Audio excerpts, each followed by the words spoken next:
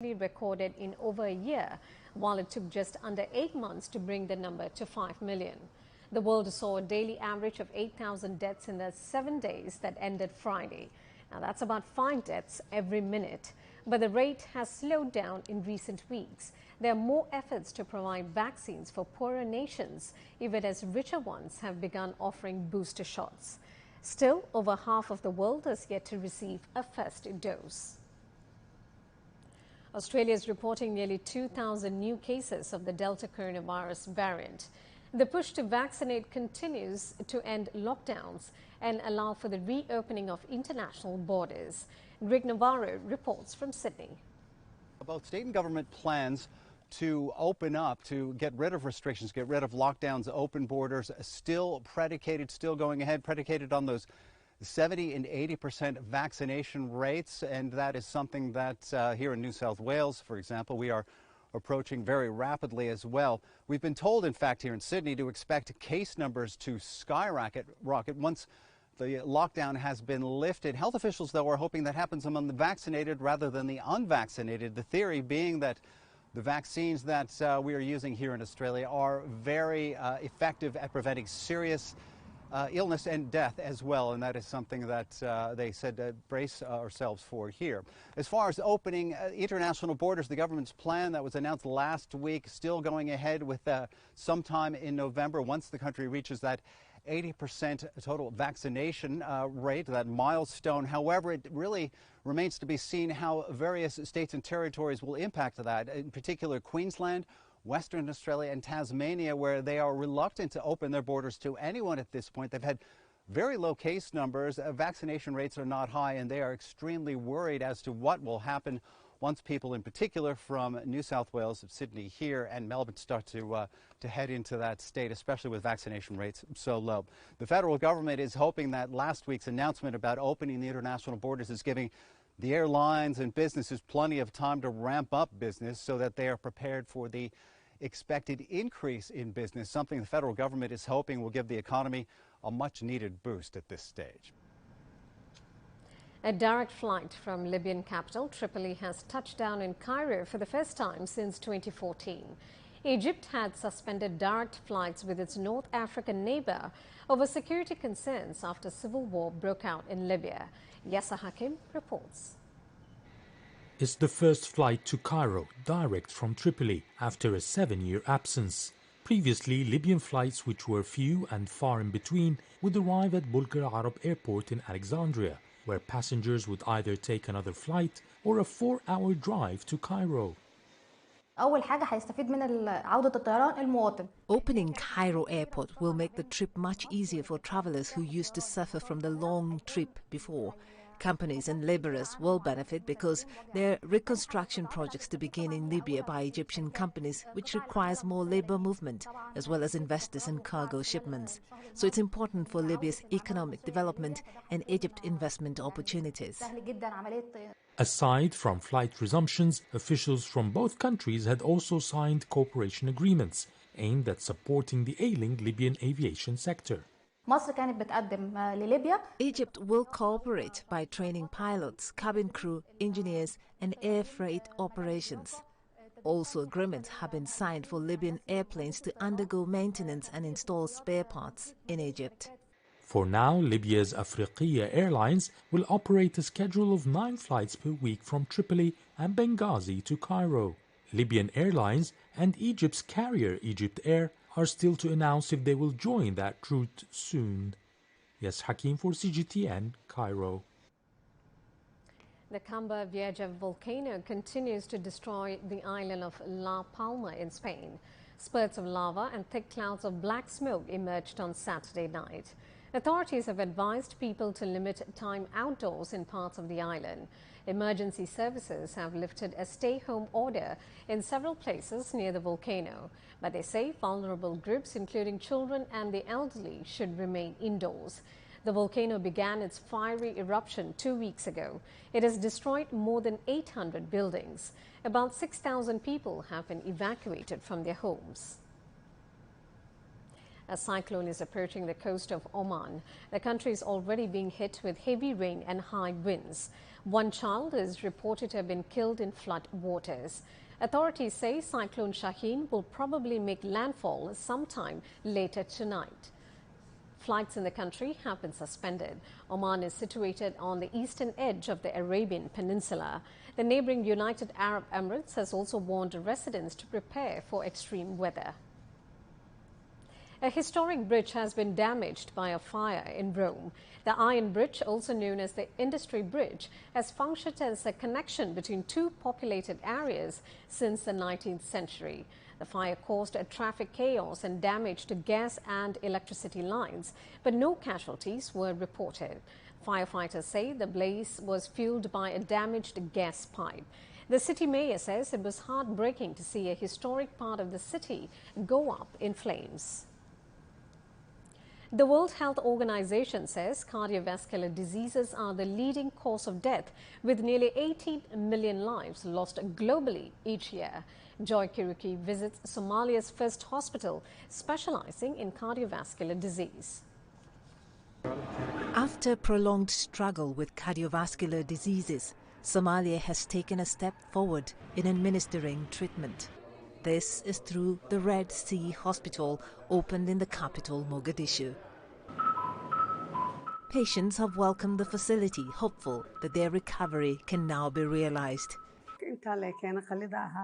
I have been referred to this hospital for a surgery. Before the operation, I could not manage to sleep on either side. I now thank God I'm really doing well.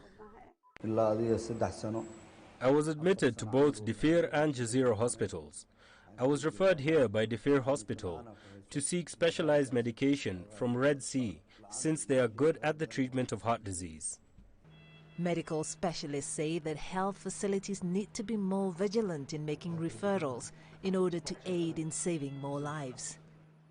Before our facility, there was no coronary angiography laboratory in Mogadishu.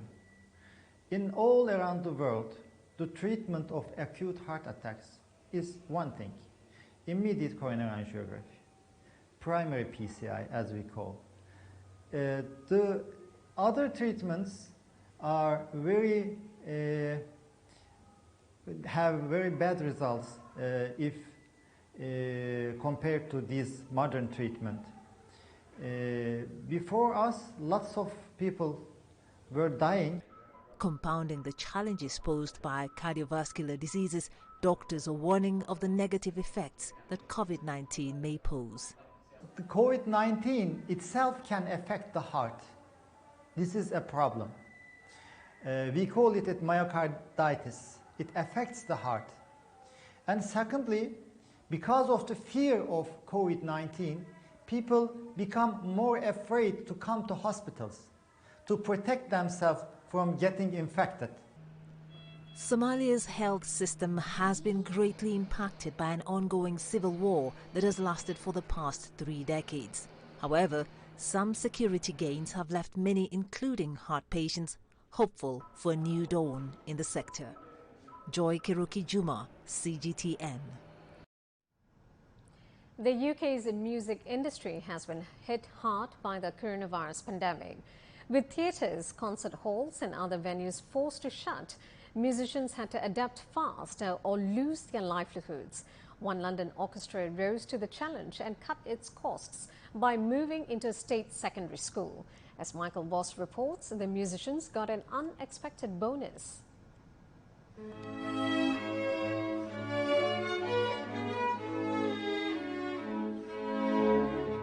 The Orchestra of the Age of Enlightenment, the OAE, used to be based at a prestigious London concert venue. But last year, during the pandemic, it moved into the Ackland Burley School in North London. They've taken over a former classroom for their office and can use the assembly hall for rehearsals.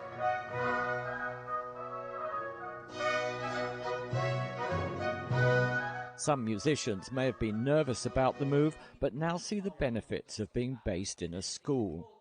Yes, I think there's a real input of energy from the students here, and that feeds into our rehearsing and our music making when we're here, particularly. So your music is actually improved by being in the school? Oh, very much so, yes. Yeah, I think so, yes. If you move to a North London comprehensive school, it's better for you financially, you have more fun, you get to do more brilliant projects with musicians, you get to meet lots of exciting young people, so it's win-win-win, and it's better for the school. The move has also provided an extra income for the school and helped boost creativity. There's so much in it for the school. It's already brought a huge electric pulse through our work. They're working in workshops with all of the children. There's a universal entitlement. Now, for the first time, they're preparing for their first major performance involving both the orchestra, school musicians and school dancers. It's for a children's opera called The Moon Hares. The OAE has a long history of working with schools, including combining mainstream and students with additional needs. Joining this music project has really lifted 15-year-old Alice O'Connor's spirits. I feel like it cheers me up when I'm feeling a bit down, like playing with the instruments really cheer me up. Student Michael Cheetham is doing the lighting for the show and also plays keyboards. At first I was a bit confused on why there was an orchestra in a secondary school, but after them being here for a while I've realised that they've helped out a lot with funding and physical help. It isn't just COVID which is impacting on the arts. The government, in a bid to boost business and science subjects, has announced that it's cutting funding by half for arts courses. This orchestra hopes that their school move may inspire others to follow suit and help keep the arts alive.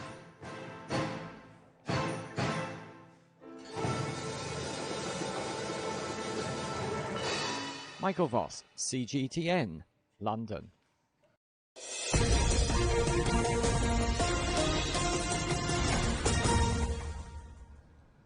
And before we go, a reminder of our top story. Multiple people have been killed and wounded by an explosion in the middle of a crowd outside the Eidgah Mosque in Kabul. It's one of the most important mosques in Afghanistan. A witness says the huge blast took place at about 3:30 p.m. during a prayer ceremony underway for the mother of a Taliban leader. Security forces have cordoned off the area. No group has claimed responsibility for the attack so far. And of course, we'll keep an eye on that developing story for you.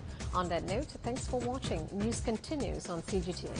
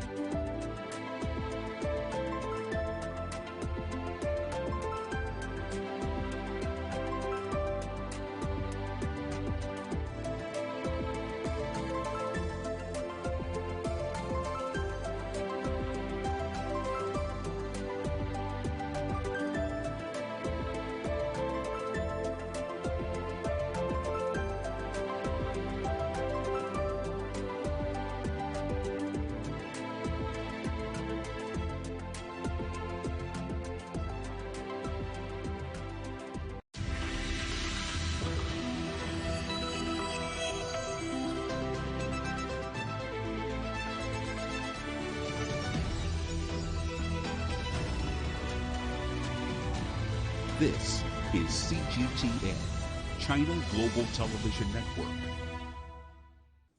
Hello and welcome to The Agenda. I'm Stephen Cole, and this week we have a special programme to examine the aftermath of the German elections. After 16 years of Chancellor Merkel, what will a new administration mean for Germany's place on the world stage?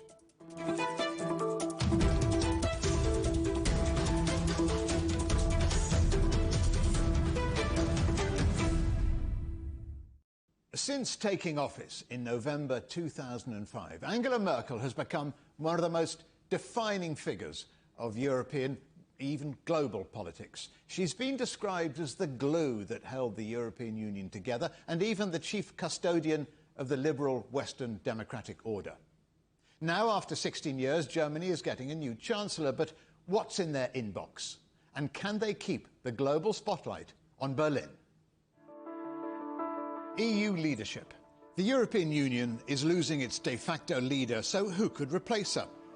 French President Emmanuel Macron will have his own election to fight next spring, but some experts say France will view Angela Merkel's departure as a chance to increase its influence in Europe. Immigration. In 2015, Angela Merkel opened her borders to almost 1 million refugees, defending her decision with the phrase, "Wir schaffen das," we can manage it. This year, many of those same people took part in their first election since becoming German citizens.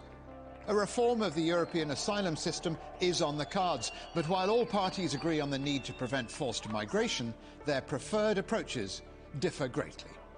The same level of generosity hasn't been extended to Afghan refugees, with Germany warning other EU governments not to prompt a new migration crisis with resettlement targets. Climate change. Severe flooding across western Germany this summer pushed climate change action into focus, and at Angela Merkel's final press conference, she admitted she'd failed to act decisively. The country emits more carbon dioxide per head than most other EU countries and relies on fossil fuels for 44% of its electricity. SPD leader Olaf Scholz wants Germany to be the world's leading hydrogen market by 2030, and with the Greens likely to form part of their coalition, a new government could help clean things up. Transatlantic ties. The next government will have to work closely with the Biden administration to smooth tensions with the US. Issues include the difficult withdrawal from Afghanistan, the recent AUKUS submarine contract with Australia, and the absence of a long-term solution to end tariffs. America also refused to allow European travellers into the country this summer, despite the EU opening its doors to US visitors in June. Relations with Russia. The Russia-Germany political relationship is at its most thorny in years and is unlikely to blossom with Angela Merkel's successor. But economic ties remain strong. Russia is Germany's second-largest trading partner and a critical supplier of natural gas. But the Nord Stream 2 gas pipeline has caused geopolitical tensions, particularly with the US Congress, which thinks the move makes the EU too reliant on Russian energy. Whether it's unsolved problems or untouched opportunities, the baton has been passed. Germany and Europe's future will be shaped by new hands. Joining me now are Thomas Kielinger, one-time London correspondent for the German newspaper Die Welt, now an author, political analyst Professor Ursula Munch, and Professor Matt Quortrup, author of Angela Merkel, Europe's most influential leader. Let's start with you, Thomas. For some, the German election campaign was a damp squid. Nothing much happened, and all we're seeing is a return to more coalition politics. How do you see the election? Well, the problem was that we have had a grand coalition in Germany for 4 years, and the grand coalition is a sleeping pill for the political mind of contemporary Germans. They are always agreeing in the centre ground on the lowest common denominator, and the figures that emerged for the election campaign did not fire people's imagination a lot. The campaigner for the Christian Democrats, Armin Laschet, was a bit of a no-show sort of figure, rather lacking in any kind of characteristic charisma. And besides, the German populace is so splintered in their political alignments and alliances, it is very difficult to see a common centre of a national opinion that would emerge. And so the fact that the society is so atomized produced a sort of variety of candidates, which none of them in their own time were able to fire people's imagination much. And Professor Matt Quortrup, same question to you, and added a sort of rider. What does this election say about the state of German politics? Well, Germany is a consensus state more than a majoritarian system. So in Britain, it's very much if you win, you take everything. The British system has been called North Korea with elections. Whereas in Germany, it's much more consensual. You have, except for one period in German post-war history, always had coalitions. In addition to the coalitions, you have to iron things out with the Länder, the states. So there's always a bit of a model in Germany. And so I think, in a way, that's just how the system works.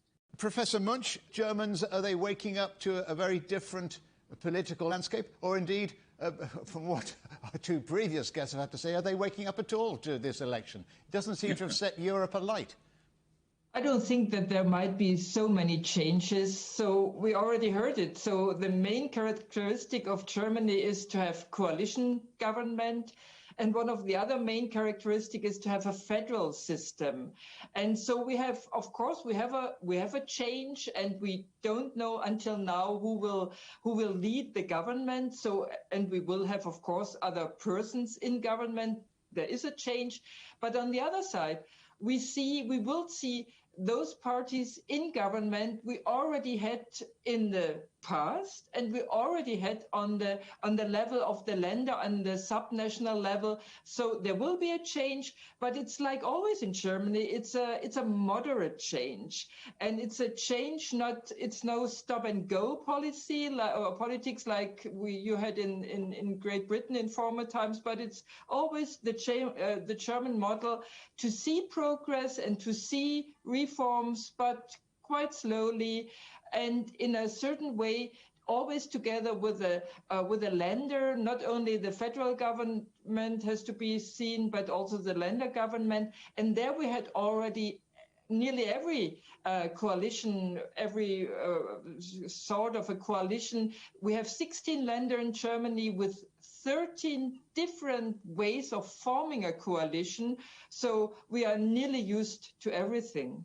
Well, if I may add here, Stephen, what Professor Munch just said, it's quite true. I'm trying to tell British audiences that Germany doesn't have one government, it has 17 governments. Mm-hmm. It has a national government, Berlin, and then it has 16 Länder governments. That's bad enough for the image of Germany as a united sort of profile. But what is worse, and which I think is important as we wake up now, is that for the first time since the end of the war, we'll have a tripartite coalition. We will have a government with 3 different parties. And whether that is going to add to the profile of Germany, I very much doubt, because you will have to find consensus between these 3 parties.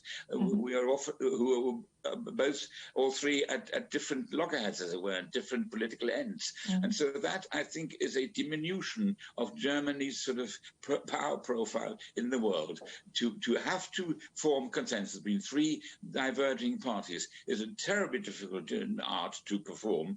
And first of all, it's going to lead to endless coalition talks, and Germany will be in purdah, as I predict, for months to come until they have form a government. That in itself is not going to help the position of Germany in the world. Professor Munch, picking up on what Thomas has just said, was Angela Merkel the glue that held it all together? She has great ideas of how to build up and how to change Germany politics with regard, for example, to European politics, what to do after the Brexit, how to react. And so I think, of course, Germans are missing the big ideas for the future. And that's, of course, we see when we have a look at the voting results and about the results of the different groups of age having taken part at the election. So we have a big difference when we have a look at the younger voters below 25. And when we have a look at them, whom they voted not only for the Greens, but also for the Liberals, for the FDP. So the best results with regard to the younger voters got the Liberals and the Greens. I think that was very interesting also for the whole public and for the parties to learn this lesson that the younger ones, they want to see other types of parties and another type of politics. And the real picture, I think, that you have to look at is that 75% of German voters will not be behind whoever emerges from the coalition government and be the new chancellor. And the old catch-all parties, the so-called Volksparteien, just managed 1/4%. And the young voters, that Professor Munch addresses, voted for 15% also the Greens, or for 11% for the Liberal Democrats, which is not a huge percentage of the popular vote. I think I'm just left with this uncertainty where Germany's direction in the world lies when 75% of that.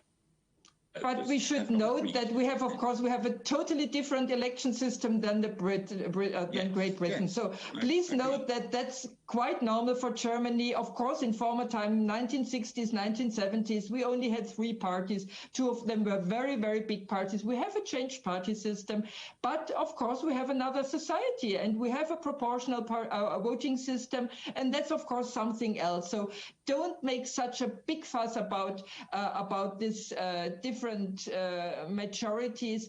So we will get used to this. That's quite unusual now. Well, but of course, the advantage is we don't have anymore this old man making old party politics, but we have now this chance and this necessity that party politics in Germany will change with regard to a totally different German society. Well, regardless of how it changes, Professor Kortrup, Angela Merkel ruled through coalitions for 12 of her 16 years in office. Can you see another strong leader emerging in her place? Well, I think it's conceivable that it will be Olaf Scholz will be the new Chancellor of Germany. He's been the finance minister for 4 years. Many of the economic policies that she sometimes has taken credit for are the ones that were implemented more or less by him. So I think he could provide stability for the next few years. Now, he is not a very young man, and he is in his early 60s. And I think it's going to be interesting to see who could be that sort of leader in the future. But I think Scholz, at least for the time being, will carry on and do things that will provide stability. Thomas, just watching and following the election very closely, there seem to be economic issues seem to play a huge part, but almost nothing about foreign policy. Is that how you read it? It is indeed amazing when you consider the considerable clout that Germany has as the biggest country within the EU, that foreign policy played such an important part in the election. I think it shows that in the world as a whole, societies tend to look at their own navel. There is a great deal of navel going on. Domestic politics sort of takes centre stage, as it were, particularly in the splintered society that we talked about before, with so many varying sort of directions of views. But that will change.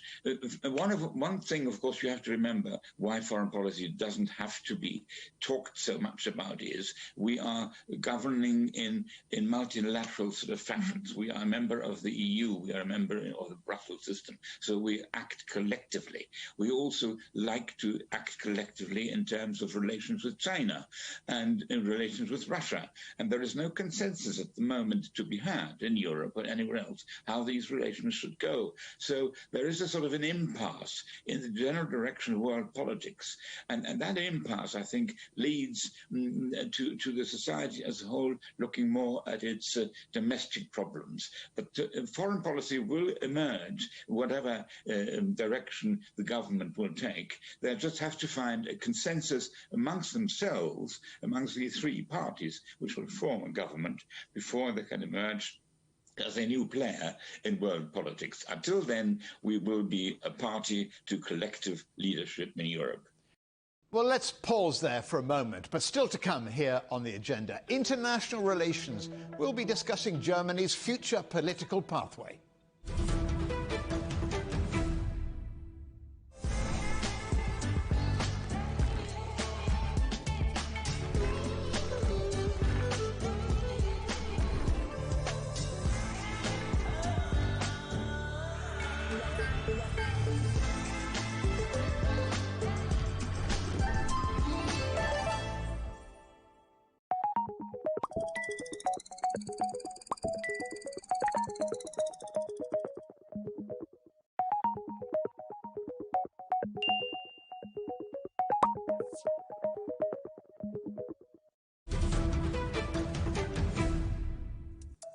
And welcome back to The Agenda.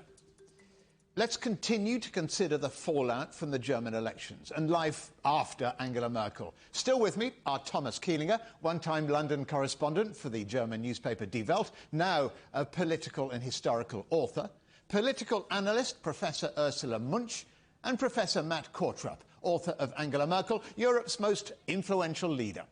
Let's talk about European politics, because Mrs. Merkel had pretty much shaped the EU responses to the Eurozone bailouts, Russia's invasion of Ukraine, Brexit. So, Professor Munch, do you think Europe is apprehensive about her departure? No, I don't think so. So I think that most of them know that we will have a stable government and there will be not so many changes in foreign policy or in in European policy. Of course, we might see some different aspects when we will see the Greens as a member of federal government, and they have a certain different position with regard to human rights politics, and we will see changes with regard to the politics with regard to China as well as to Russia. There will be a certain difference, but this difference, as Thomas Kielinger mentioned, so we always act, or normally we act being part of the European Union. We act as a part of European Union with regard also to the USA, with regard to China and Russia. So I don't see so many changes, and I always still see that we have this leadership position of Germany, because this position inside European Union, that doesn't depend on the person who is governing in Germany. It depends on the position of Germany inside European Union with regard to the population, with regard of the strength of the economy, and it doesn't depend on the person who is governing. And Thomas, Angela Merkel's, should we say, close relationship, or relationship anyway, with Vladimir Putin, did it damage her politically, especially Nord Stream 2? And second part of the question, what will the Greens have to say about that? Well, the Greens are rather critical of the Nord Stream 2 gas deal with Russia, which is interesting because Angela Merkel so staunchly defended it. She actually even defended it in America, to the extent that eventually the current US President Biden agreed to sort of bury, as it were, the hatchet and no longer oppose the Nord Stream gas line. It'll be interesting how the Green and the Christian Democrats will agree on this. It will obviously be built. It is continuing. It has caused a great deal of disconcertment in Europe because she acted rather unilaterally in this case. It was a bilateral deal between Germany and Russia. It was not sort of collectively arrived at in the European councils. And that's an interesting thing about Angela Merkel. People think that she is a sort of steady as it goes politician who waits until the dust settles and then decides. She has done some remarkable unilateral decisions. She unilaterally abrogated atomic power in Germany. She unilaterally opened the borders to refugees 6 years ago to come to Germany, and she unilaterally agreed with Vladimir Putin on this pipeline. And all of these decisions made without the permission of Brussels? Well, shall I say, sort of a nodding agreement, which wasn't a real hard-written agreement. They went along with it. And as Professor Munch said, Germany is a power player of its own right because of its importance as a country in Europe. So you can't possibly sort of stop it, as it were, in the tracks. But you have to be a more willing partner in future, Germany, to talk to European partners, European membership countries, to find collective decisions on these matters. And so the pipeline, I think, is too far gone to be stopped. I do think it will be built and finished. The result of which, whether it gives Putin a new power hand, as it were, to play in Europe, we will have to watch very carefully. Also about Ukraine, how Ukraine will fare with this pipeline going through its territory and so forth. And it doesn't like that deal at all. Yeah, absolutely. And Professor Kortrup, EU leadership, climate change, immigration, NATO, relations with Russia. What's the big priority for a new chancellor when one becomes a new chancellor? Well, I think in a way it's all of the above, and I think that's the tricky thing about being chancellor. You can't just pick and choose. You can't just be one thing. And if you just try to be one thing, then you end up as a failure. We had in the early 1960s, we had Ludwig Erhard, who was the most eminent economist of his generation, the economic politician. And it was an absolute failure when he became chancellor because he only knew one thing. And I think the tricky thing about being a politician is that you have to be a jack of all trades.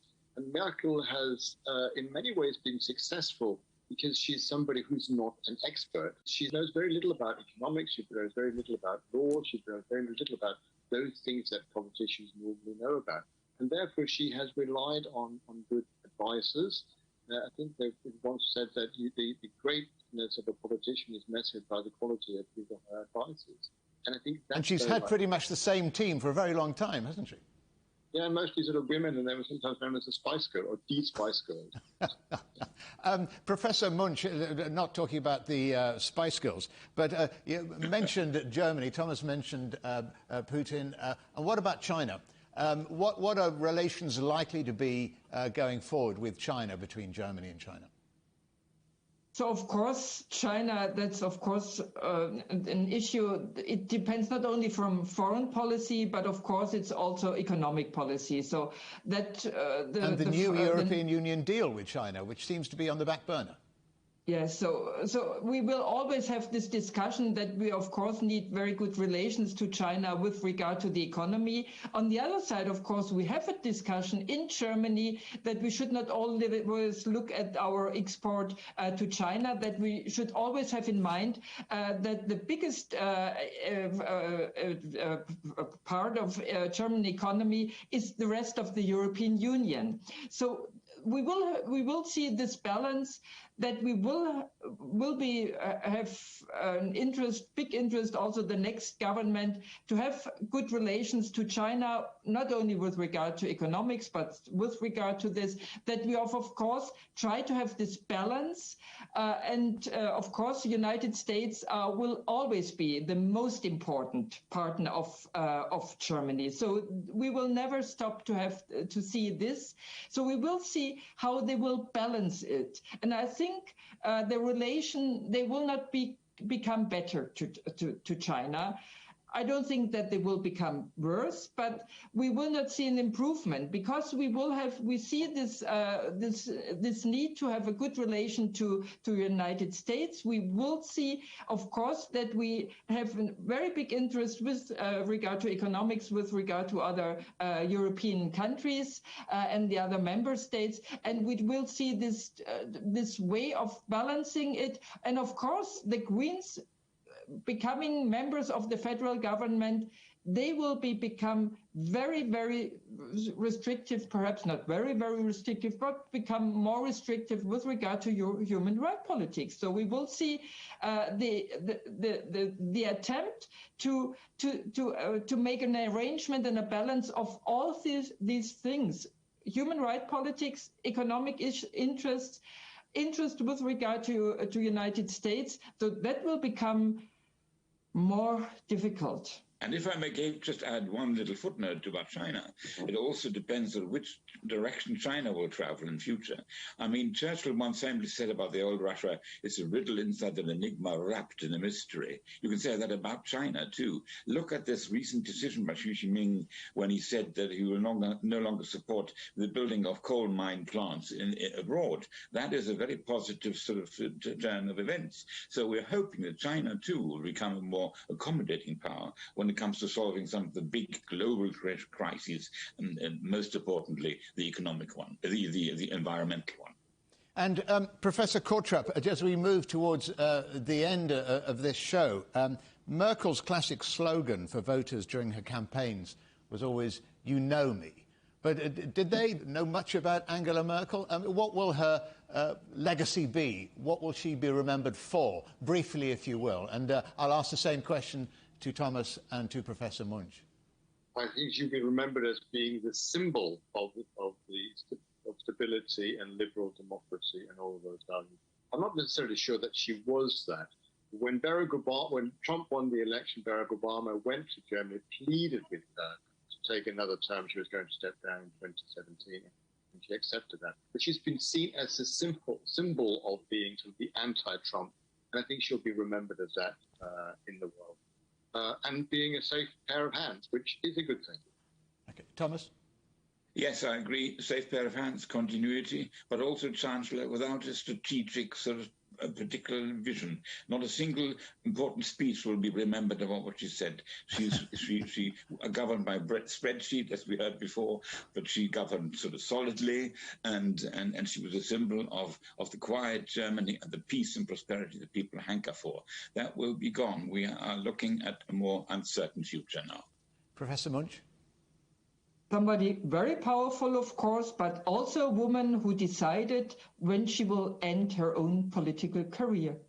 Many thanks to you, political analyst Professor Ursula Munch, Thomas Kielinger, one-time London correspondent for the newspaper Die Welt, now author, and Professor Matt Kortrup, author of Angela Merkel, Europe's most influential leader. She certainly has been. Thank you all very much indeed for appearing on the agenda. So, after what was an inconclusive vote, Germany is likely to face a three-party coalition for the first time in its post-war history. Germany, of course, is used to coalition politics. Angela Merkel ruled for 12 of her 16 years in coalitions. Absolute majorities are rare under Germany's proportional representation system, but no party has ever faced forming a government with as low a share of the vote. And the big question now is that with such poor domestic support, can Angela Merkel's successor dominate the international stage in the way she did? Well, anyone in the EU, especially perhaps in the Élysée Palace in Paris, hoping that Germany's dominant role in Brussels may diminish with a new leader in Berlin, is likely to be disappointed. As Professor Ursula Munch told me, future leadership of the EU doesn't depend on the Chancellor in charge. It depends on the position of Germany inside the EU. But during the election campaign, the clearest dividing line between the parties was the economy, and there was intense debate on the future direction of Europe's fiscal policy. Should, for example, the European Union aim for a fully fledged fiscal union or return to the austerity policy that shaped the continent in the past decade? On the one hand, the conservative CDU, CSU and the liberal FDP parties supported the so-called Frugal Four, a coalition of fiscally conservative states, which includes Austria, the Netherlands, Denmark and Sweden. The Social Democrats, the Greens and the Left are sympathetic to the views of France, Spain and Italy, who are currently pushing for reform of the EU's fiscal rules and a relaxation of EU efforts to reduce public debt levels. Germany's stance on the debate after the election will not just shape the post-pandemic recovery, but the future of the EU fiscal policy for years to come. Germany faces a period of political uncertainty and choppy waters to navigate in terms of German relationships with Russia and China, as well as climate change. The new coalition and the new Chancellor will have a full agenda when they take over later this year. Don't forget you can watch everything from past Agenda episodes and find additional exclusive content on our website, cgtn.com/Europe, or on our YouTube channel. And of course, you can follow us on Twitter, Facebook, Instagram, @CGTN Europe. Coming up on a future agenda, COP15, can a virtual biodiversity summit make real decisions to save the planet? But for now, from me, Stephen Cole, and all the Agenda team here in London, it's goodbye.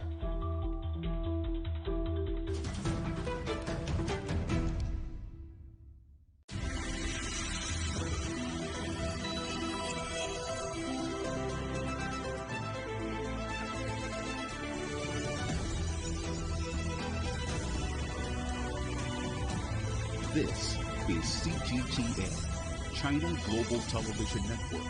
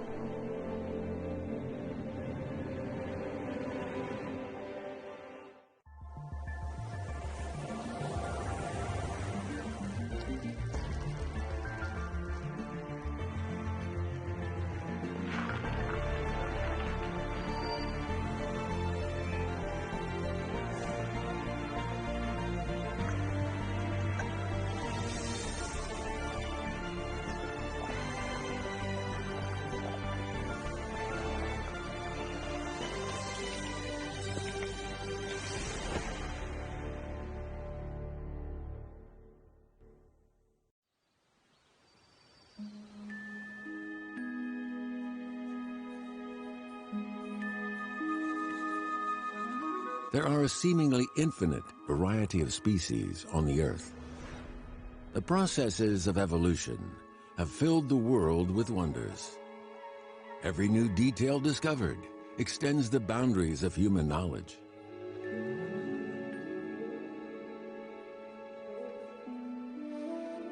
The Natural History Museum in London has 70 million specimens from around the world in its collection.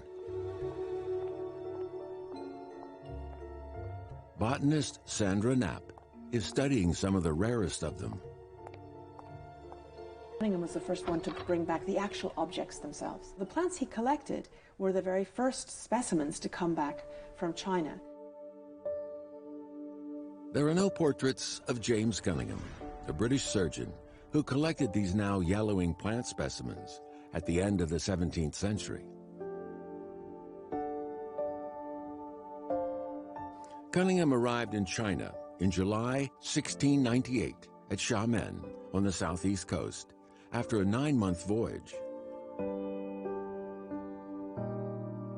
He was immediately struck by the strange and unfamiliar plants he saw.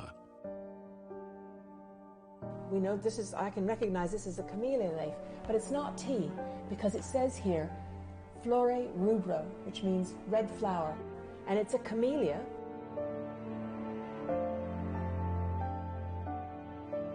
Cunningham discovered a plant with leaves like a tea plant.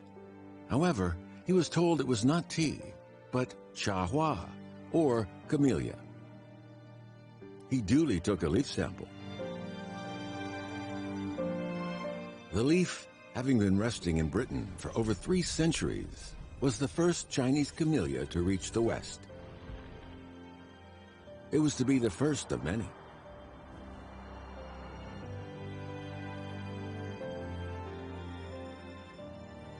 Searched after, exported, domesticated, and preserved, the story of the camellia connects East and West, past and present.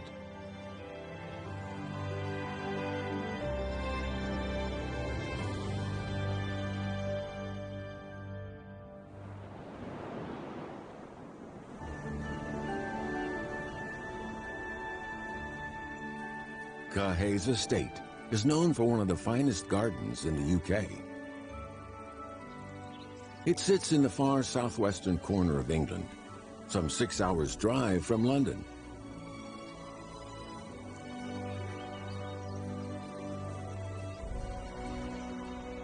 Mr. Charles Williams is the owner of the estate and the beach. My great-grandfather's interest in plants, he collected all the seeds, he collected the herbarium specimens. I think my great-grandfather's idea was to create something different. The way that you transported seeds was to embed them in wax. So the sea journey itself was taking 3 or 4 months. The packages coming back all the way back from China marked J.C. Williams, Hayes Castle.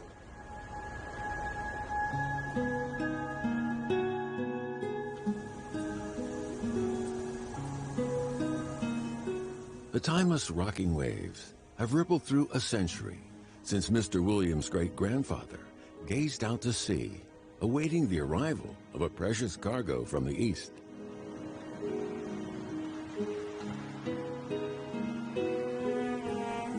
People love the beauty of the plants. They love the story of where they came from and how they were grown and developed. If you create a new plant, and the plant is popular and successful and particularly beautiful, then that plant will be growing in hundreds of years' time, and you'll left something, a legacy. Among Mr. Williams' treasured collection is a map of China, with key locations marked in red. These represent the sites from which great-grandfather J.C. Williams obtained his plants at very considerable expense.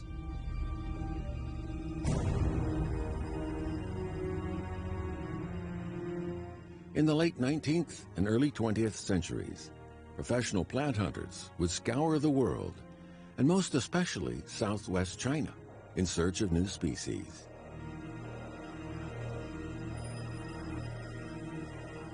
This was to feed an appetite among wealthy Westerners for exotic plants in their gardens.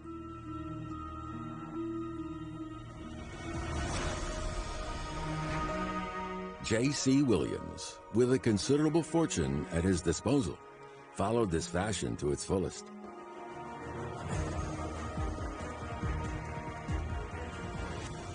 To my great-grandfather, it was a very expensive passion. If you take the Forrest's 1911 expedition on its own, in today's money, my great-grandfather spent £400,000 funding that expedition on its own.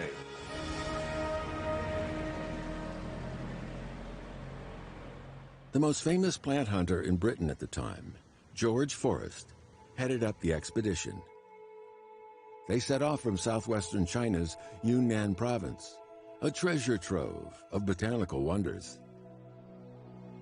Based in Tongchong, Forrest organized several large forays to survey and collect plants, duly recording their characteristics and the locations and types of terrain in which they were found. The camellias Forrest found were unknown in Britain. The specimens he sent persuaded J.C. Williams that Forrest had found a lost paradise of camellias.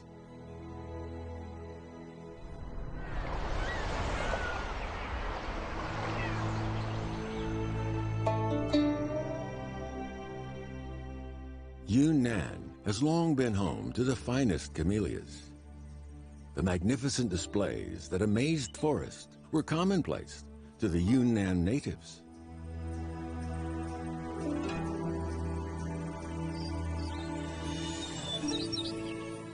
Shentiangao camellias are short. Baby-faced camellias have petals as pink as a child's cheek. The flowers of pinecone scales camellias are like pinecone scales in early fluorescence. And lionhead camellias are like roaring lions when they bloom. The camellia reigns over all other flowers in Yunnan. In western Yunnan, camellias are seen everywhere and are carriers of a time-honored history. In Yifeng Temple, there stands a camellia tree over 300 years old, with dense branches and a crown which overtops the temple walls. Every year from early February to early May, it produces over 20,000 blossoms.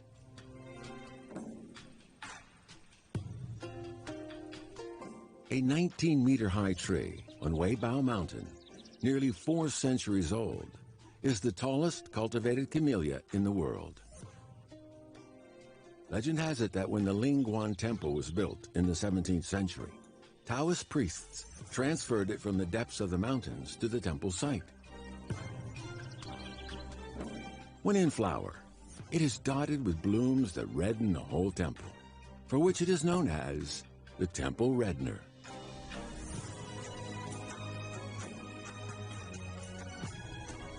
The stunning beauty of nature has remained unchanged for hundreds of years.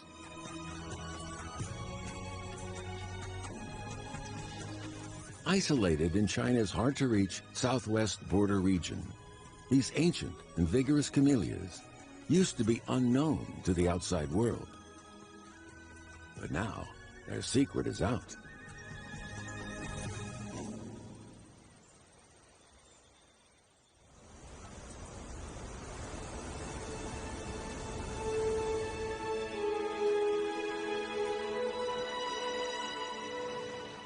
On the Atlantic coastline, spring is approaching at the Kehei Estate. J.C. Williams worked for 7 years with seeds sent by Forrest from Tongchong. Finally, in 1925, a new variety of camellia blossomed.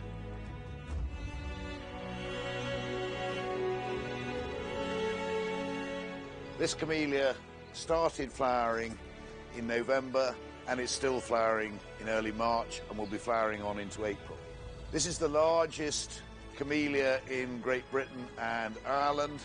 Look at this in comparison. There's hybrid vigor for you.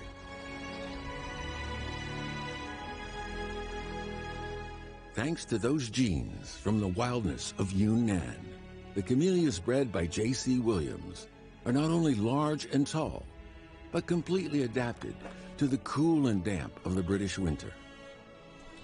Soon, Williams' camellias swept the country.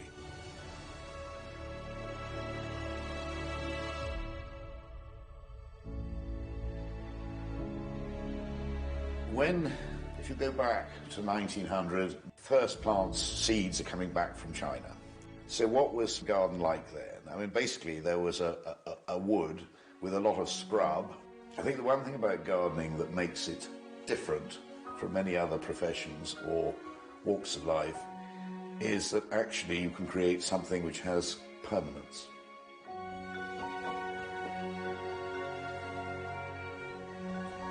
For a century, these camellias from far-flung Yunnan have marked time in this tranquil corner of England's far southwest.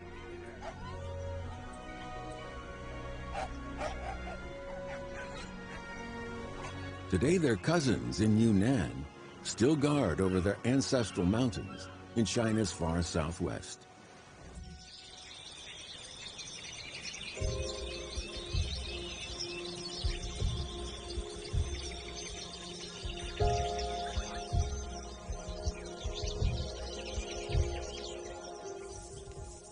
Under the dense forest lie numerous streams and valleys. It's truly unbelievable what masterpieces Mother Nature reveals at every twist and turn.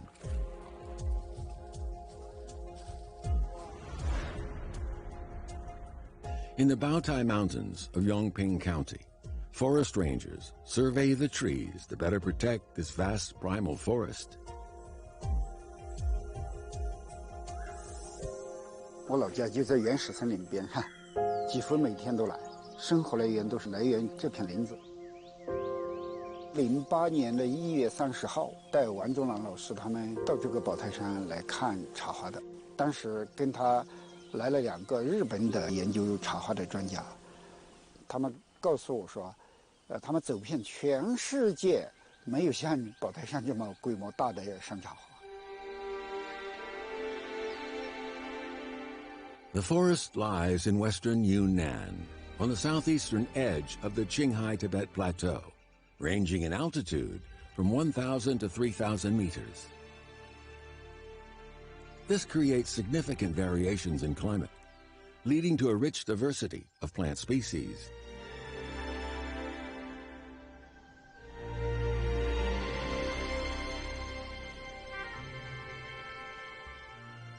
For eons, the giant mountains on the Qinghai Tibet Plateau have held back the cold currents from the northwest, trapping the warm and damp monsoon currents from South Asia.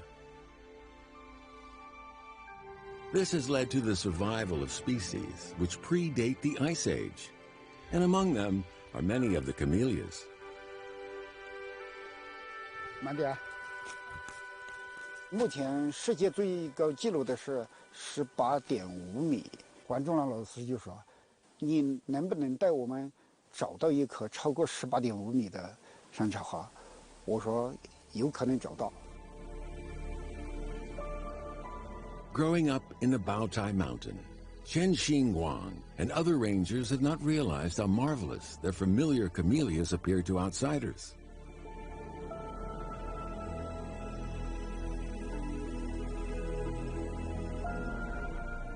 These jungles are rarely intruded on by mankind.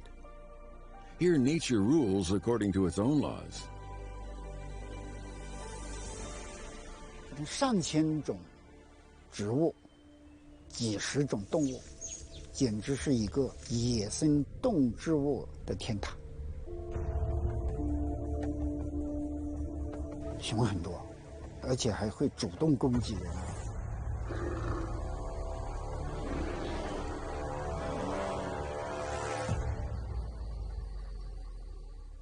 A giant camellia should not be hard to spot, but in the 10,000 hectares of forest, it might as well be a needle in a haystack. Chen and his fellow rangers find nothing after searching long and hard. 2月23号，我吃过午饭以后，顺河边走，走着进来，我说这个地方林子大，土壤好，肯定有高的茶花。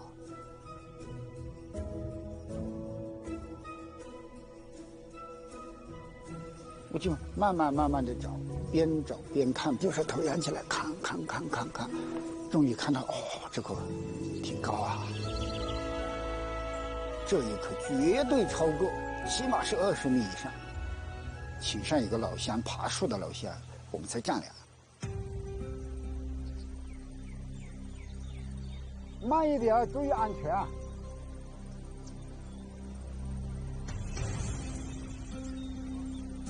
我们就砍了一棵5、6米的竹竿，升上去，升到最高的顶，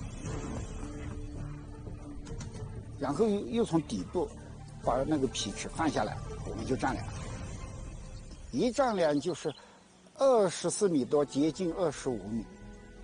哦哟，那我高兴了，超过了那个最高纪录的那5、6米了，所以我很高兴，马上就现场给王老师打电话，我说我找到破纪录的茶花了，啊，他说真的吗？我说真的，我现在就在茶花旁边。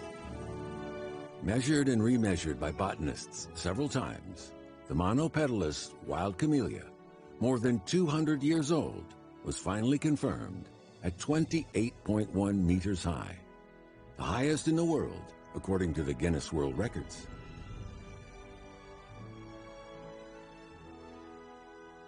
Every new record is a new discovery. But discovery is only a start. Learning about them is the ultimate purpose for people today, just as in the past.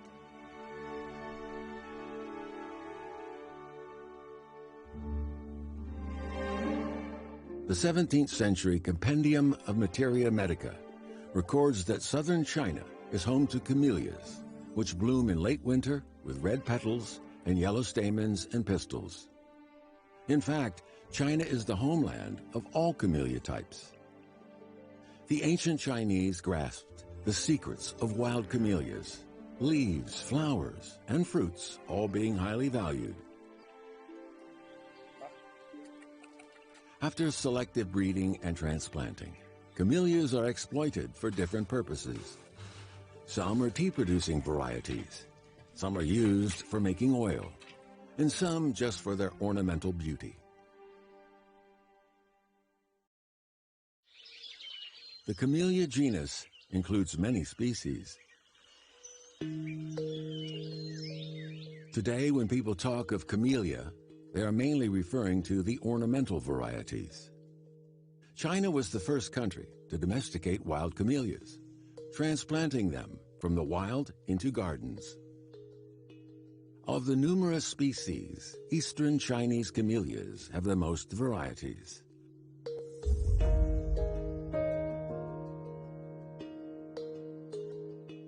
Unlike camellias in Yunnan, eastern camellias are thin and short. Most of them are bushy, planted in small arbors in Zhejiang, Fujian, and Shandong provinces, all along China's eastern seaboard. The leaf James Cunningham took back to the UK in 1699 belongs to the eastern variety.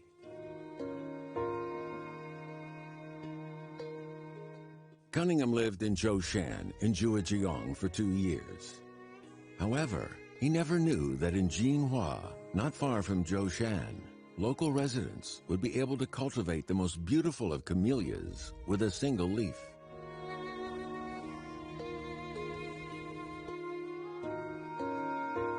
Hua Tongying is from Hoshi village in Jinhua. He's a master camellia grower. He's helping a client to create a new plant. 是不是？因为你想，你知道这个片子往哪边走，这个片子走这边走，这边走。这几个枝条主要是太石板，这个3个枝条，是不是？动手啊！ The technique used is grafting. Hua Tongying is known as an expert in grafting. It normally takes over a decade for a camellia to grow from a seedling to 2 meters in height. However, by grafting a cutting from another variety onto established rootstock, a plant can be fully mature after just 3 years. Oilseed camellia and similar stress-resistant varieties with strong growth are the most common choices for rootstock. In cutting the rootstock, trimming the scions, joining the scions with the rootstock, securing the graft, and bagging it, Hua Tongying demonstrates his swift and nimble prowess. 嫁接的时候，它必须有刀口的呢，肯定修一个口子，然后把这个枝条也要切成那个刀口的形状，这样插进去呢，它这个接触面大，成为了高。它是完全是靠砧木上面的水分吸上去的，因为你整张叶子的话，它要求的水分就多了，所以我们去了一半。 The operation looks simple, but no one could be as skilled as Mr. He without years of practice.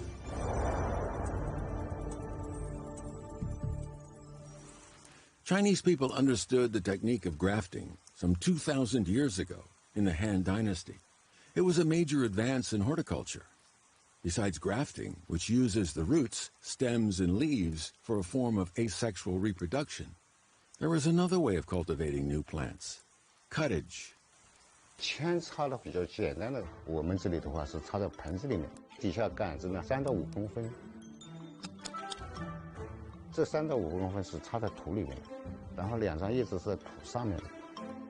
5月底6月初插下去的话呢，40天那个根就开始生了，11月份可以种在大田里面去。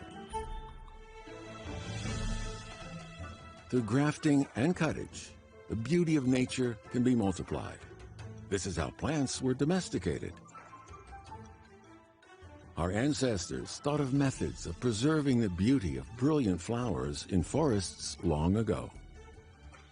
Flowers can stimulate a region of the brain that controls happiness, memory, and desire.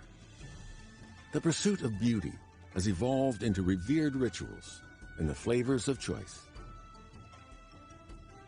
The flowering period for camellias coincides with Chinese New Year. This further enhances its reputation as an auspicious plant. In Jinhua, traditional artworks and sweetmeats all have elements of the flower. Eastern China camellias have been planted in Jinhua since the 13th century. The beauty of an Eastern China camellia lies in its shape, color, and appeal, showing the Chinese people's achievements in domesticating flowers.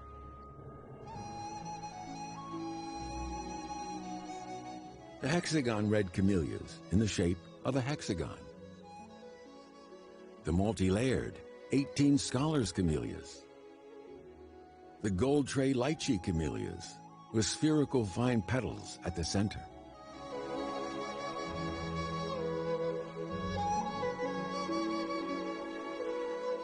Since the day of their birth, flowers always carry the attraction of beauty, a gift from Mother Nature to facilitate their evolution and propagation, in the West or the East.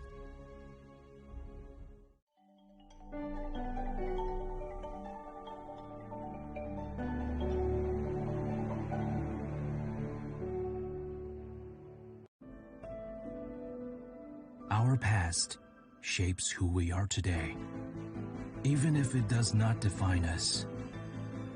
It is about knowing our roots, our heritage, what makes us, us. And only by looking back can we understand where our future may lie.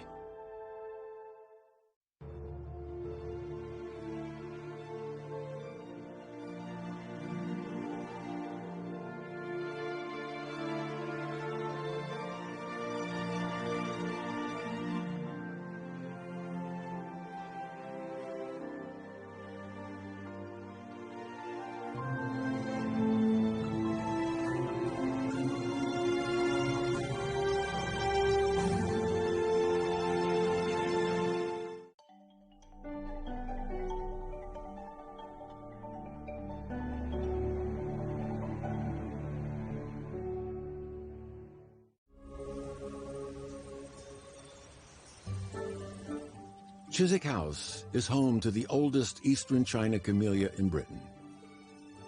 In fact, many of the camellias here are over a century old.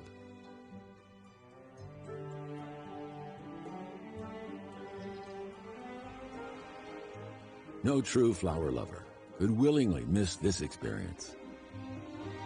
So, which ones are from China? We've got this one. 1, Single 2, red. 12, 13. They're all from China. 14, 15, 18. 18 so far from China. Thank you, China. Yeah, well, thank you for camellias. At the moment, a beauty contest is taking place in the greenhouse. The participants are all local residents. For the best bloom in show. And this year, the judges decided that that was the Alba Plana, entered by Claire and Mike Raven. Okay. The flower the ravens have entered, an Alba Plana, is the best of the year. It's snow white with multi-layered petals, the edges of which are folded inward. The flower looks like a tower. This is a traditionally renowned variety of eastern China camellias, Shei Ta or snow tower. This is an enchanting flower. It was the favorite corsage, a flower worn on the shoulder or chest, of Marguerite Gautier, the Lady of the Camellias, in a novel by Alexandre Dumas. In 1913, a certain milliner and dressmaker called Coco Chanel adopted the flower into her designs as one of the symbols of her label.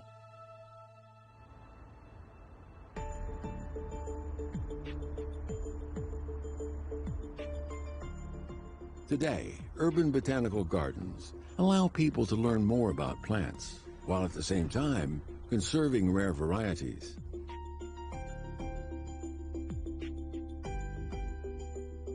People still search for wonders in the wild and reproduce them in their gardens. The inspiration to change the world can come from a petal. In the Camellia Research Center at the Shanghai Botanical Garden, Dr. Zhongya Li and her colleagues are conducting experiments on new varieties.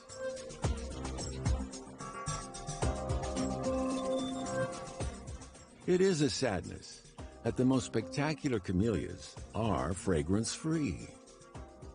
Botanists around the world have been trying to find a way to cultivate new scented varieties. 因为我想要的目标就是花多，花有香味，或者说是花型有变化，或者是比如说适应性很强。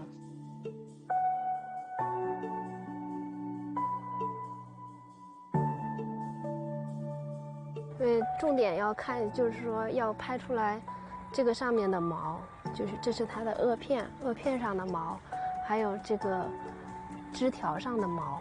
另外一个比较核心的点就是它这个雌蕊，看一下这个雌蕊，它跟我们常规见的不一样，常规的都是3条，它这个基本上有4到5条。A flower is the reproduction organ of a plant. When pollen is carried from the stigma on a stamen to a pistil, it will enter the ovary through the style, combine with the ovules in the ovary, and form a fruiting body.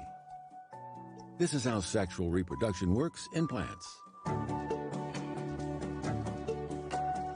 Cuttage and grafting are forms of asexual reproduction, in which the new plant always bears the same characteristics as the original.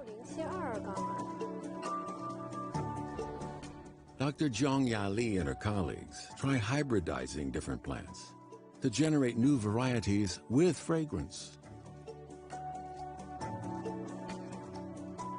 反正我们这几年用莲蕊茶跟山茶的一些品种杂交，如果用山茶做母本的话呢，还能收到种子。但是如果要是用莲蕊茶做母本的话，至今我们是没有收到种子的。我们也试了很多种办法，不知道是这个气候的原因呢，还是比如说我们这个杂交的这个时间呀，或者采用的这个花蕾的发育阶段不对呀，就是至今是一粒种子都没有收到过。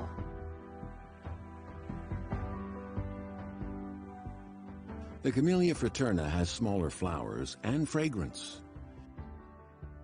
crossbred with other varieties, the genes for fragrance in the fraterna may appear in the hybrid, or such is the hope.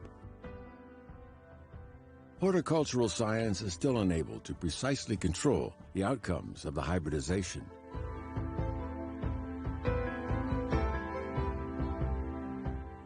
Zhang Ya Li and her colleagues repeatedly analyzed the affinities of the parent varieties and their failures. This is how science is done.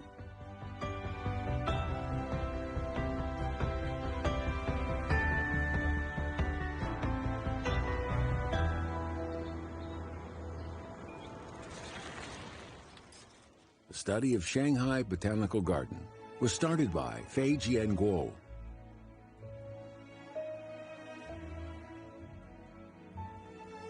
In the 1990s, he acquired a Camellia lipoensis from another eminent horticulturist, Huang Dalin. Its flowers are small but fragrant. 他觉得这个花挺香的，然后他就跟其他的茶花杂交了。结果一杂交，无心插柳柳成荫，他还真的是拿到了9粒种子，龙生9子，各有不同。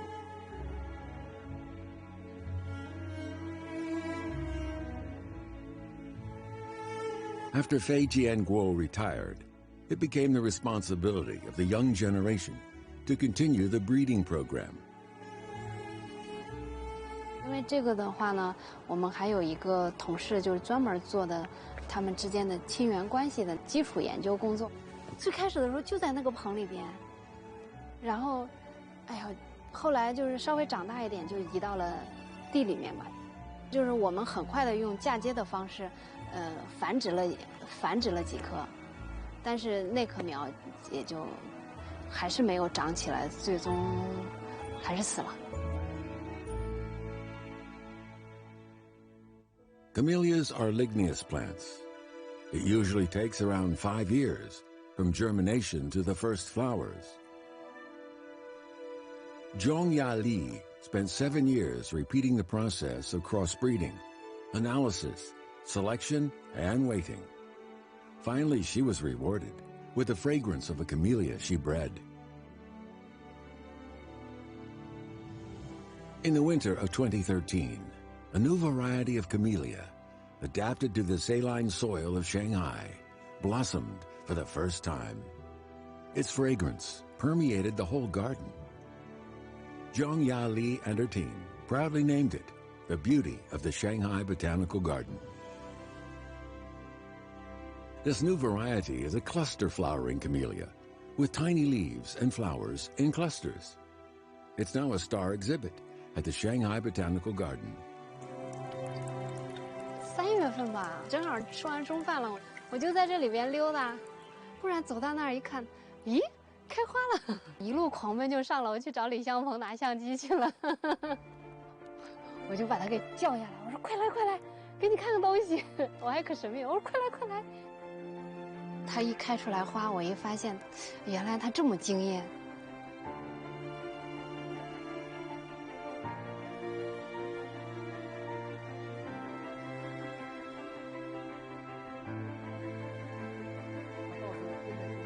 From lab to field, Zhang Ya Li and Fei Jianguo meet up in the flowering season when, out of their long labors, grow brilliant Chinese camellias.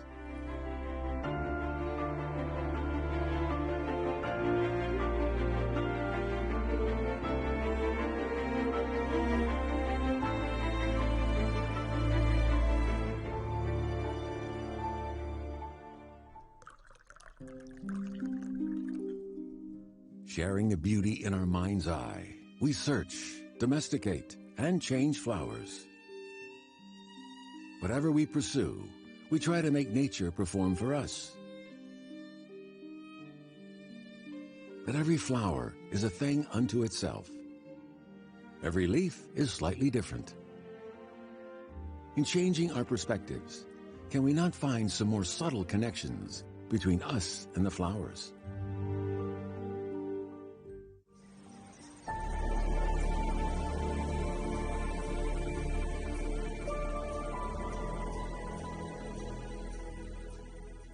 Camellias are rich in color, red, pink, white, and mixed colors. For the longest time, golden camellias quietly thrived, completely undiscovered.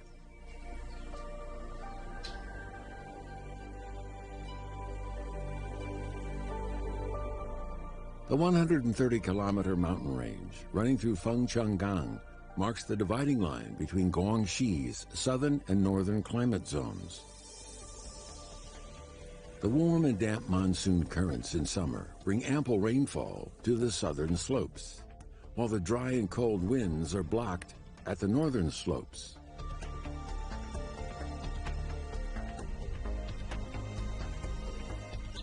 In a mountain valley, from 200 to 500 meters above sea level, golden camellias are hiding in the shadows, enjoying the warm, damp air.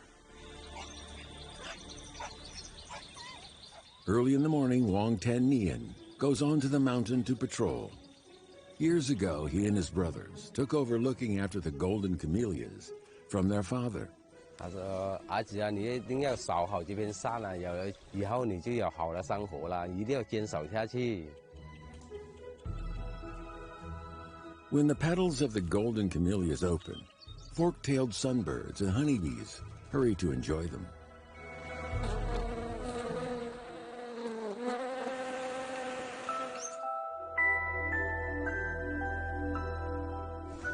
With golden petals, stamens, and pistils, the flowers look elegant and noble. Their petals are thick and waxy, with a thin membrane to help retain moisture.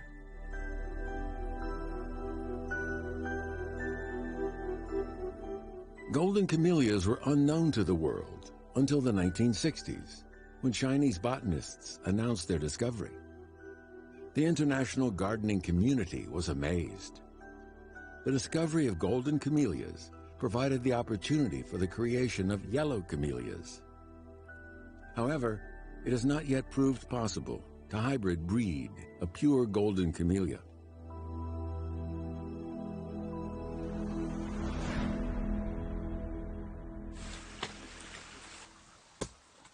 In the past, golden camellias were felled in large numbers because locals needed the limited land space for agriculture.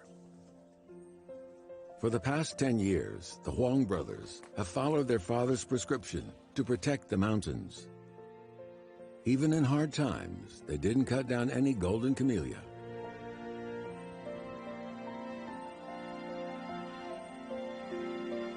Wild golden camellias grow slowly, and the germination rate of the seeds is low. It then takes 6 years for a seed to grow into a flowering plant. Still, planting seeds is the most reliable way to propagate wild golden camellias. 据我所知啊，就从我老爸那一代一直陪伴着我们，跟我们对他很有感情的。 Year after year, the Huang brothers plant more seeds to expand their forest of golden camellias. 以前是过年过节的，就大家一起，现在大家都聚在一起，很开心。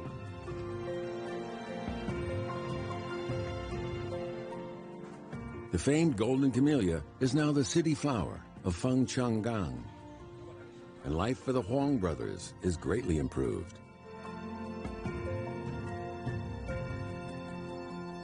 A flower unwilling to change itself brings together the family.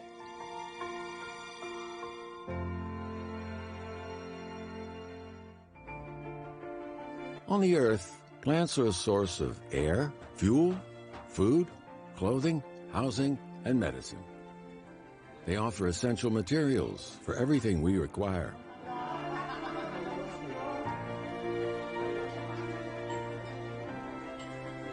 Their gifts are generous and selfless. Our relationships with flowers is sometimes like that of the honeybee. And such relationships can stay in our memories for life. 如果金花茶能听得懂我说什么，我真的想告诉他，你就是我们家的一员。希望你永远陪伴着我们一家。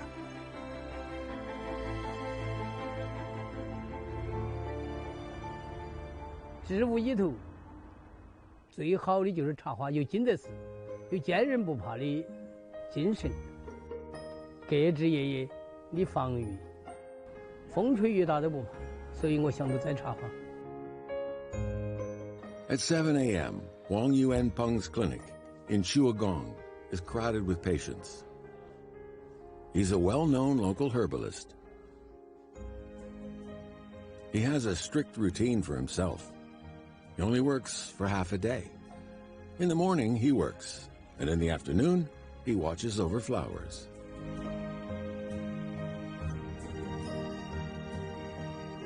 "20 years ago, Wang Yuan Peng rented the Liao Guang mountain in the suburbs. When he took it on, it was bare and barren, so he planted it with camellias, one by one. 茶花乐趣大，有花我可以自由，叶也可以自由，根也可以自由，全身都可以自由。植物就是药，药就是植物。It has not rained for over a month. Some camellias in the dense woods on top of the mountain are not growing well because of the lack of nourishment. They need cutting back. Wang Yuan Peng is reluctant to employ a woodsman, so he mainly cuts branches himself. Although the work is getting heavier and heavier, he does not find it troubling. Most importantly, with income from his clinic, he can afford to keep the camellias, which have come to cover the whole mountain. 每一窝花都是我摘的，而且我剪的，很费人的。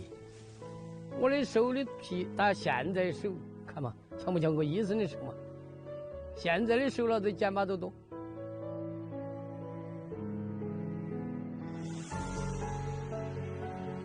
A Chinese saying goes, flowers bloom in their time, and the wind comes to pay tribute. Since ancient times, Chinese people have noted the flowers were the most predictable flowering seasons to mark the solar terms. Camellias bloom in early winter, and this is also when families gather together in China.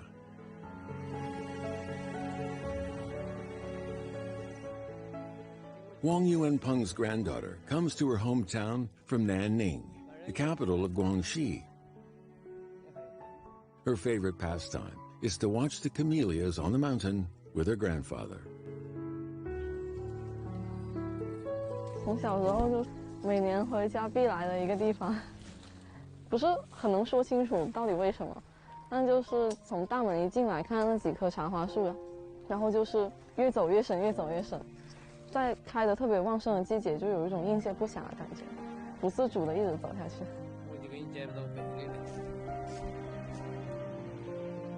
我记得爷爷就是有一年也跟我们去过广西，当时在那广西的一个药用植物园里面，然后就是爷爷拔起地上的一根草，然后说这一个是什么什么，爷爷都能说出它是什么，有什么功效什么之类的。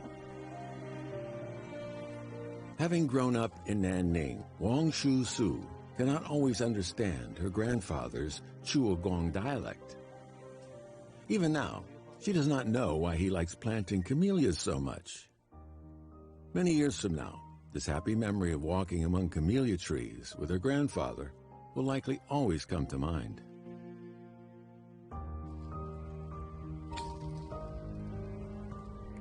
青年、中年、衰老，是吗？Come on， 人也是幼年、中年、老年完了。It's easy to watch flowers, but difficult to plant them. To create the amazing garden, Wang Yuan Peng has spent every afternoon of the past 20 years working alone on the slopes.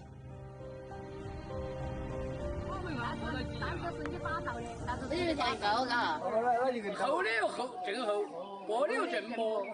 做了很大的贡献为社会。人尽其才，物尽其用。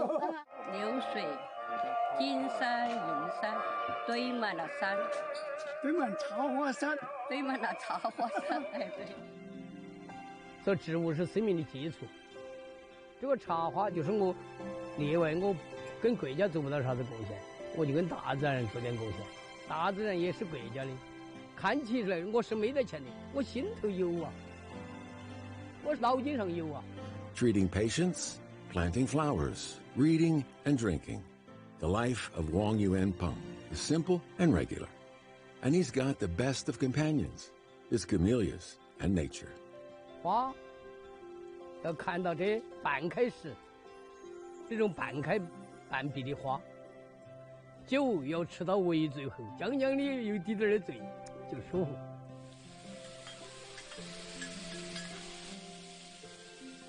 With a few dishes and a bottle of Chinese spirit, the family is having a get-together. A Chinese New Year without camellias could never be complete.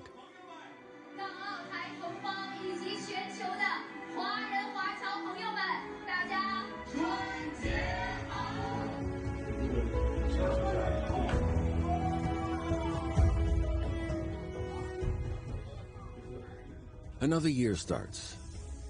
The Chuagong night is bright with lanterns on the streets.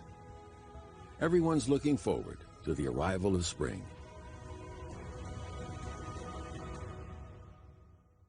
Which flowers are more amicable than camellias, which have won hearts of so many around the world? From the first leaf collected by James Cunningham in 1699, camellias have gathered fans all across the world. In 2018, the International Camellia Society Congress is held in Nantes in France, the European capital of camellias.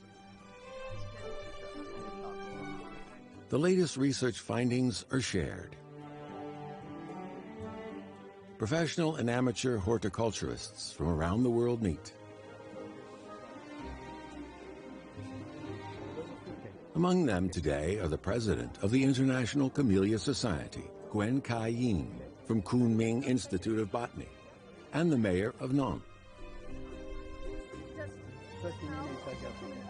The love for camellias has enabled them to cross national and cultural borders.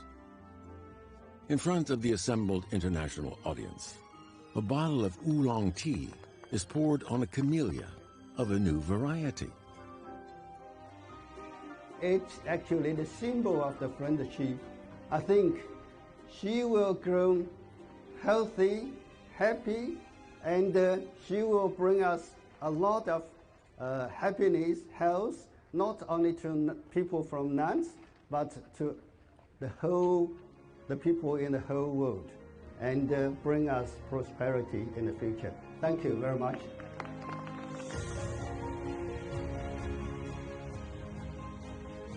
Across boundaries and barriers, camellias bring warmth to people around the world. Born in the wild, they are decorating cities. Native to China, they are embracing the world. Their beauty will be a link between peoples until the end of time.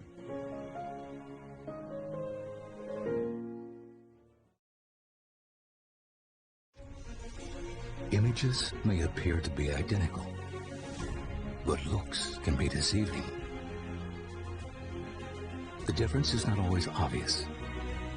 It has to be discovered. There are always different sides to a story. We put the focus on the details. To see more, to understand better. CGTN. See the difference.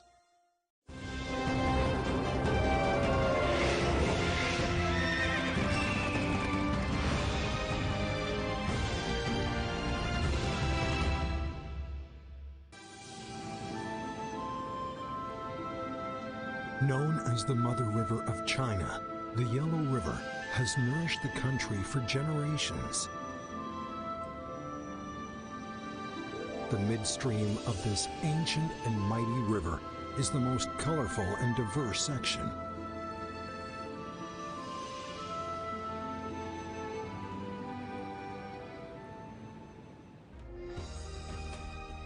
The midstream of the river ranges from Heikou Township in Inner Mongolia to Taohuahu and Hainan Shenchu City. It is formed by both major and minor North Trunk streams and the Senmenshia Reservoir. The river flows through Inner Mongolia, Shanxi, Shanxi, and Hainan provinces with a length of 1,206 kilometers and a drainage area of 344,000 square kilometers. The upper section of the midstream of the Yellow River is the major North Trunk stream, also known as Jinshan Grand Canyon. In this section, the Yellow River flows through the lowest land and carries the mud away.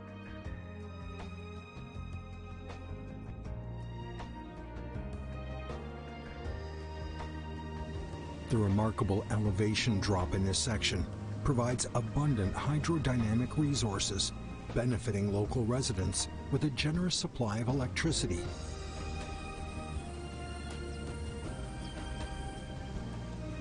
After dashing down the Hukou waterfall, the river rushes past Yumenko and exits the canyon.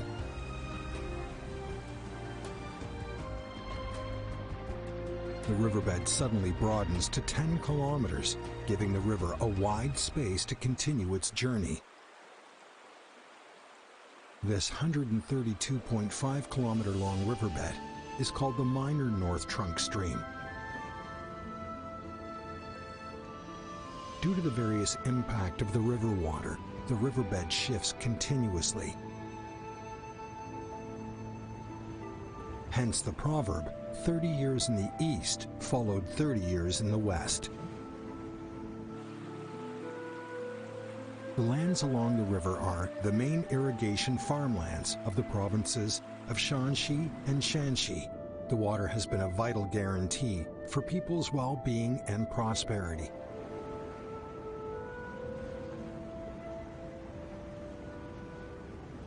As the river forges on and reaches Tongguan in Shanxi, the southward bounding Yellow River encounters a drastic 90-degree turn in Fenling-Dukou before continuing its eastward journey.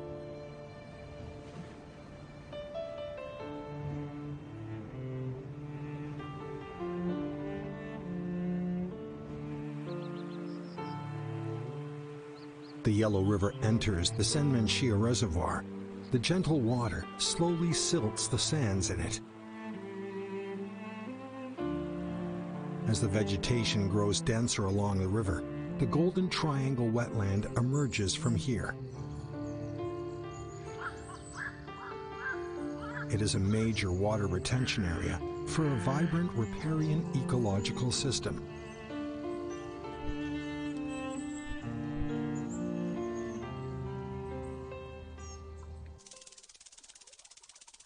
The wetlands along the Yellow River are home to many bird species.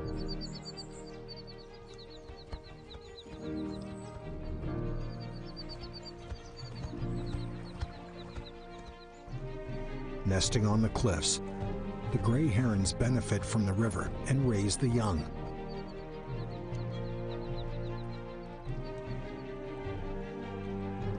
Other wetlands at the Shengtian Lake and the Sanwan Bay offer wintering spots for migrating whooper swans from Siberia.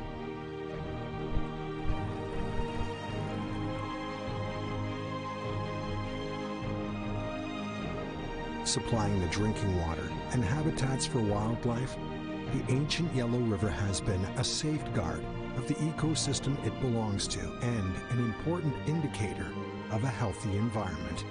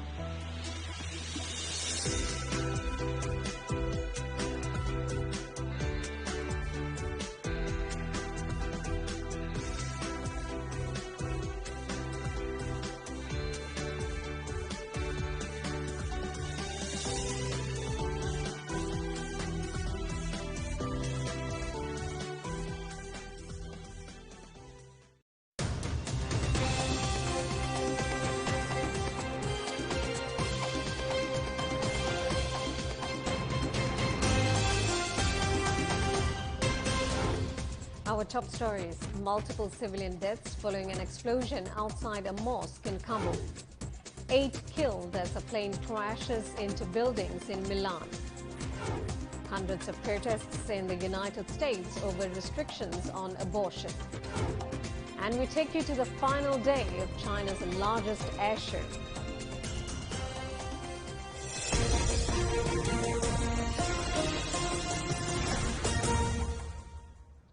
We begin this hour in Afghanistan, where multiple civilians are reported dead after an explosion outside the Eidgah Mosque in Kabul.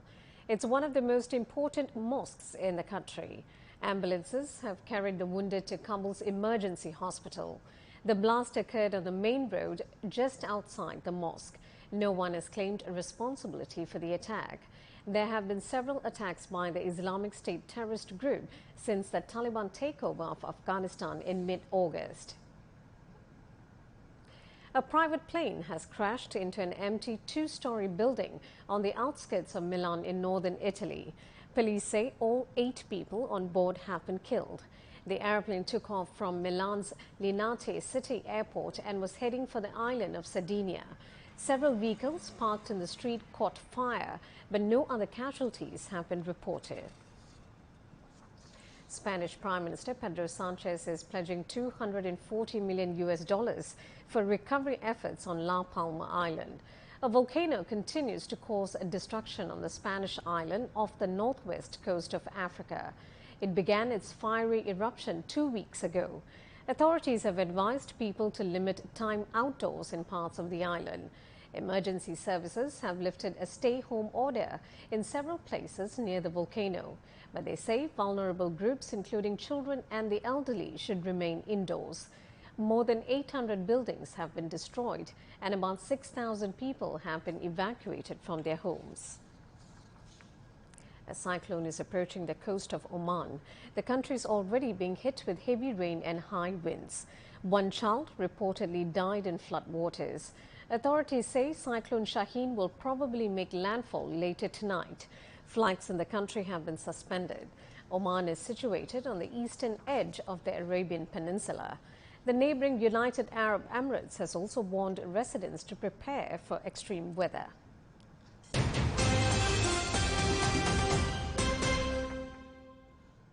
UK Prime Minister Boris Johnson has once again played down a fuel crisis gripping the country. Fuel stock levels at filling stations around much of the country are still reported to be much lower than usual, and this is despite government efforts. But Johnson says he knows the reason for the shortage and steps are being taken to fix it. When you look at the particular issue on the petrol forecourts, there you've got a problem that actually now is very largely driven by demand. At the start of his Conservative Party's conference, Johnson was again forced to defend his government. Complaints ranged from those unable to get petrol for their cars, retailers warning of Christmas shortages, and gas companies struggling with a spike in wholesale prices. But Johnson says he will not return to uncontrolled immigration to solve the crisis. Rising electricity bills and petrol prices in France have been fueling discontent among Yellow Vest protesters and drivers. Protesters took to the streets in Paris for their weekly demonstration on Saturday. Earlier, Prime Minister Jean Castex said France will move to ease the cost of rising prices for consumers. Castex said the government will block further natural gas price hikes and prevent a planned increase in electricity tariffs scheduled in February. But he says petrol will not be on that list. In the United States, thousands of demonstrators have marched across the country to protest against increasing state restrictions on abortion. More than 600 demonstrations have been held in cities nationwide, including outside the Supreme Court in Washington, D.C. Last month, a new Texas law banned abortions after about 6 weeks of pregnancy. But experts say that's before most women are aware of their pregnancy and earlier than most abortions. The law makes no exceptions for rape or incest, and it relies on ordinary citizens for enforcement. There's a reward of $10,000 for successfully suing anyone who helps provide an illegal abortion. Toby Muse has more. We're here in downtown Washington, D.C. for the Women's March 2021. It's also being called a rally for abortion justice. Now, the tens of thousands of people who have come out are here to show their support for the continued access to safe and legal abortion. The goal for today is to get across the top line message of abortion justice cannot wait. And there's a lot of things happening in the courts and in legislation, and now there's a lot happening in the streets for women and allies to have an opportunity to make their voices heard on this topic. In different events across the United States on Saturday, it's expected around 100,000 people could end up participating. Washington, D.C.'s march begins in Freedom Plaza, ending in front of the U.S. Supreme Court. Marchers want to show their support for continued access to abortion, given that the court could soon touch on a case related to abortion rights. Still, the number of protesters seen on Saturday was a far cry from what was seen back in 2017, when hundreds and hundreds of thousands of people came to Washington, D.C. to protest the election of then-President Donald Trump. Activists said Trump had shown a history of misogyny and abusive behavior towards women, something the former president has consistently denied. The Women's March organization was further boosted by the explosion of the Me Too scandal, when it was revealed men in powerful positions in different industries were using their power to abuse women. As the Women's March organization grew in power, so did the problems within the organization. There were accusations of anti-Semitism and bickering amongst the leadership. Over time, the organization lost momentum and popularity. Saturday's march was in part organized in protest to what's been happening in the state of Texas, where laws passed there make it much more difficult for women to get an abortion. Activists here say that they fear that what happened in Texas could spread across the country, putting in danger a woman's access to safe and legal abortions. Toby Muse reporting for CGTN, Washington. I want to go back to our top story in Afghanistan, where multiple civilians are reported dead after an explosion outside the Eidgah Mosque in Kabul. Now let's bring in our correspondent Smayale Abbasin in Kabul. Abbasin, how's the situation on the ground?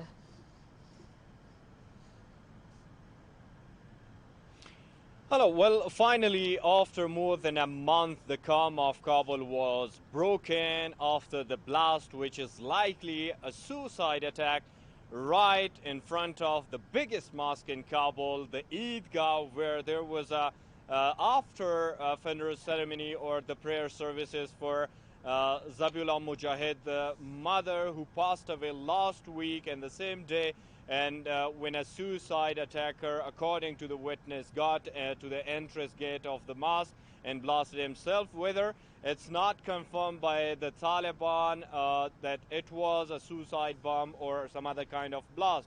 But soon after that, according to the people, and you also heard gunshots at the same spot, and then I got contacted with a witness in the area, and he told me he saw more than 10 people dead and more than 10 others were injured. While according to the Taliban accounts, there were only 2 people killed and more than 4 people are injured, reported. Also, the wounds were confirmed by the Kabul Emergency Surgical Hospital. The Taliban Ministry of Interior Affairs spokesperson Saeed Khusti confirmed that at least 2 people are killed and 3 more were injured. While also there are fears of the casualties that will increase because much more bodies and injured people were transferred to different hospitals in Kabul. But yet we need to confirm. No group has claimed the responsibility for the attack up to this moment, but many believe it would be an attack by the ISKP, who is being very much activated in the country and operating in several areas of the country, particularly in the eastern province of Nangarhar and also neighboring Kunar, and some other provinces are also being reported that the ISKP claimed about several attacks, even on the Taliban convoys in several last days. All right, Abbasin, thank you. Keep watching that story. Smayale Abbasin in Kabul. Georgia's ruling party has taken a commanding lead over the opposition United National Movement. The public cast their votes on Saturday, a day after the arrest of ex-President Mikhail Saakashvili, who had arrived in the country following years of exile in Ukraine. An exit poll by Ipsos Global Pollster shows opposition parties winning over 30% of the votes against 38% for the ruling party. Lewis Greenwood reports. It was these pictures, posted on Facebook in the early hours of Friday morning, that have caught many by surprise in the Caucasus nation, coming just ahead of crucial local and mayoral elections. They claim to show the exiled Mikhail Saakashvili speaking from the Georgian Black Sea port of Batumi. In it, he urges supporters to take to the streets of the capital, Tbilisi, for Sunday's election result. I ask you, be active. I'm with you not only morally, I'm physically here, in Batumi, Kutaisi, Tbilisi. I will join you in Tbilisi on October the 3rd and the 2nd. I count on you. Just hours later, pictures emerged showing a smiling Saakashvili handcuffed and being led away by police in the city of Rustavi, south of the capital. Our law enforcement has done their job at the highest level, detention of the wanted Mikhail Saakashvili. Our authorities had information about his movement from Ukraine to Georgia beforehand, and it was under total control. Saakashvili swept to power in presidential elections in 2004, ousting the Russian-backed incumbent Edward Shevardnadze. He went on to rule the country until 2013, but his government was marred by accusations of wrongdoing. Removed from office in a corruption probe which he claims was politically motivated, he quit the country for Ukraine and was sentenced in absentia to 6 years in prison if he tried to return. While he remains a divisive figure, Saakashvili's United National Movement still commands a loyal following in Georgia. These municipal polls are being seen as a referendum on the ruling Georgian Dream coalition.